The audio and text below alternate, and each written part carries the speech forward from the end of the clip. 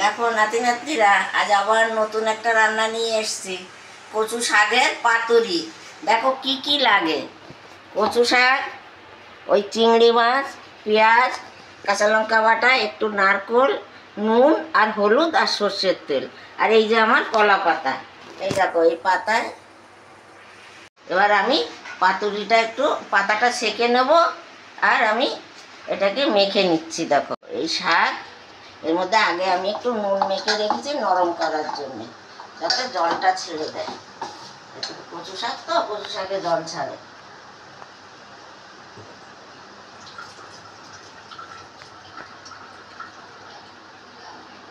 দেখো এবার হলুদ দেব। আমি কচু শাকের খোসা ফেলিনি, সরু সরু শাকগুলো। এই শাক, এই রান্নাটা আমার মা করতো, অনেক বছর আগের খাওয়া। এখন চিন্তা করলাম তাহলে আমি একটু এই নারকোল দিলাম, এই কাঁচা লঙ্কা বাটা দিলাম, এবার আমি পেঁয়াজটা দেবো একটু ভেঙে চুড়ে, তাহলে পেঁয়াজটা সব জায়গায় লাগবে। দেখো এই পেঁয়াজ দিচ্ছি।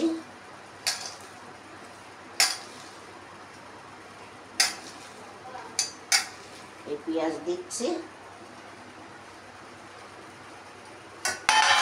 আর এই চিংড়ি মাছটা দিলাম, দিয়ে এবার কাঁচা তেল দিয়ে এটাকে মাখবো আমি। দেখো তেল খুব বেশি লাগবে না, শাক তো, অল্প তেল দিলেই হয়ে যাবে। দেখো এই রান্নাটা আমি না হলেও এখান থেকে 50-60 বছর আগের খাওয়া। এখন হঠাৎ চিন্তা করলাম যে একটা এইটার ভিডিও করি, কেমন হয় দেখি। তোমরা দেখো সবাই, আর এইভাবে করবে, খেতে খুব ভালো লাগে। আর শাকটা কিন্তু সরু সরু শাক নেবে, মোটা শাক নিলে হবে না।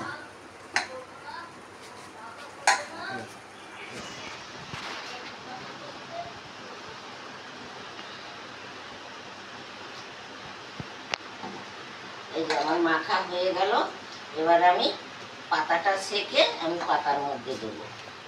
পাতাটাকে আমি সেঁকে নিচ্ছি। পাতাটা সেঁকে নিলে অনেক দিকে ভালো।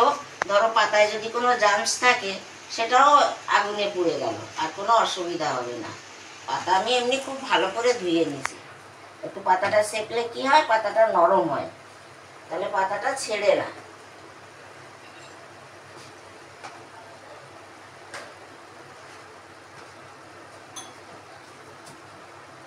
হালকা করে একটু নরম করে নেব, খুব বেশি দিলে আবার মচমচে হয়ে যাবে।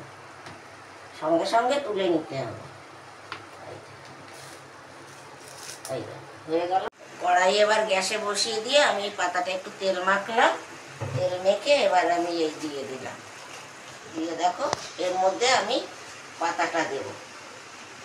ও আমার একটু ফুলে গেছে, কড়াইটা একটু হালকা তেল দিতে হবে, নইলে আবার পাতাটা তাড়াতাড়ি পুড়ে যাবে।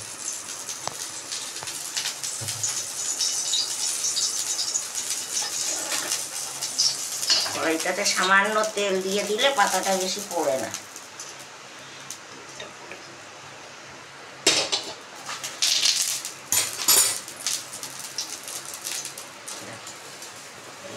একটু লঙ্কার গুঁড়ো দিলাম যাতে রঙটা ভালো হয়। এটা ঝাল লঙ্কার গুঁড়ো, কেন কচু শাক তো, এর মধ্যে একটু লঙ্কা বেশি লাগে।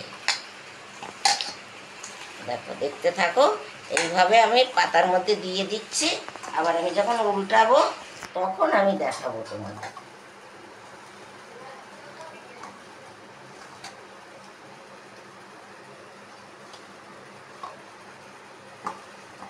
দেখো এই যে পাতার মধ্যে দিয়ে দিলাম। দেখো এই পাতার মধ্যে দিয়ে দিলাম, এবার হতে থাকুক পাতাটা। আস্তে আস্তে একটু টাইম লাগবে, কেন এতটা শাক তো, এটাতে একটুখানি টাইমও লাগবে। ঢাকাটা দিয়ে দিলাম। দেখো এবার এ নিজে নিজে হতে থাকবে। আমি এবার পরে যখন উল্টাবো তখন দেখাবো আমি তোমাদের।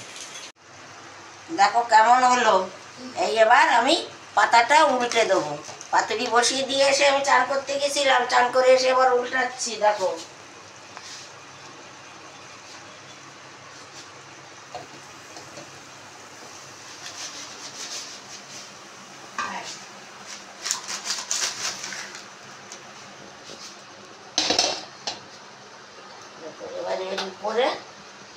পাতা দিয়ে দেবো।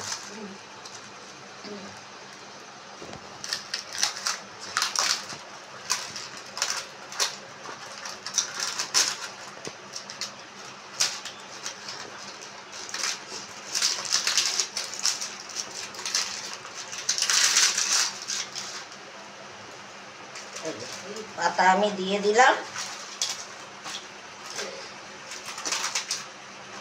একটা পাতা দুটো পাতা দিলাম, দিয়ে এই ছেঁড়া পাতাটা তলায় দিয়ে দিলাম, নিচে নিচে দিয়ে দিলাম যাতে না লাগে। এটা দিয়ে এর উপরে দিলাম, দিয়ে এবার আমি এটাকে উল্টাবো। দেখো এই দেখো কীভাবে এই দেখো উল্টে গেল, উল্টে গেল। এবার দেখো পাতাটা কত সুন্দর পুড়ে গেছে। দেখো দেখো এবার এই পাতাটাকে আমি এই কড়াইয়ের মধ্যে দিয়ে দেবো। হয়ে গেল আমার উল্টানো। এবার দেখো এটা কেমন হলো দেখতে। দেখো পাতুরিটা, দেখো পাতুরিটা, দেখো কত সুন্দর পাতুরিটা হয়েছে, পোড়া পোড়া লাল লাল। এরপরে যখন নামাবো তখন আবার দেখাবো। এবার আমি গ্যাসে দিয়ে দিলাম। দেখো এবার দেখো জিনিসটা কেমন হলো। দেখো এরপরে আমি নামাবো, নামিয়ে খেতে দেবো সবাইকে।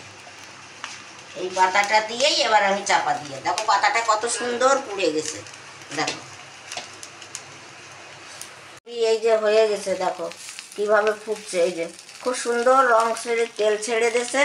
এবার আমি পাতুরি আমার হয়ে গেছে, নামিয়ে দিচ্ছি। দেখো এই দেখো পাতুরি হয়ে গেছে। দেখো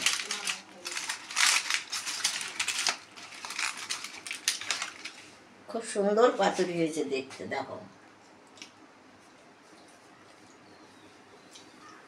দেখো এইভাবে কলা পাতায় রান্না করবে, পাতুরি করবে, খুব স্বাদও লাগবে। আর কলা পাতায় রান্না খুব ভালো, শরীরের পক্ষে খুব উপকার। এবার আমি ভিডিওটা এখানেই শেষ করব। আবার আবার তোমাদের জন্য আবার রান্না করে নতুন কোনো রান্না নিয়ে আসবো। একটু দেখো, সাবস্ক্রাইব করো, লাইক করো, একটু শেয়ার করো। এবার আমি রাখি তাহলে।